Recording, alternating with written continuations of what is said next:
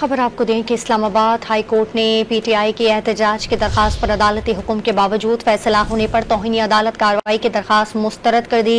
Justice मियां गुल हसन औरंगजेब ने आमिर मुगल की दरख्वास्त पर फैसला सुना दिया। तफसील जानते हैं, डॉन न्यूज़ के नुमाइंदे उमर मेहताब बर्नी हमारे साथ मौजूद हैं। उमर, बताइएगा, फैसला सुना दिया गया है? जी बिल्कुल, इस्लामाबाद हाई कोर्ट ने पीटीआई की एहतजाज की दरख्वास्त पर अदालती हुक्म के बावजूद फैसला न करने पर तौहीन अदालत की दरख्वास्त जो है उसको मुस्तरद कर दिया है। जस्टिस मियां गुल हसन औरंगजेब ने आमिर मसूद मुगल की दरख्वास्त पर फैसला सुना दिया है। अदालत ने करार दिया है कि अदालत की किसी ऑब्जर्वेशन की खसूसी तौर पर खिलाफ वर्जी नहीं की गई। वाज़ेह रहे कि जस्टिस समन रिफत इम्तियाज ने जिले इंतजामिया को पीटीआई एहतजाज की दरख्वास्त पर फैसला करने की हिदायत की थी।